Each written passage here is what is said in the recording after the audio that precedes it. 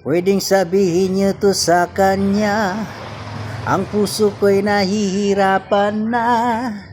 Ano pa ba ang pwede kong gawin na uubra upang maakit siya?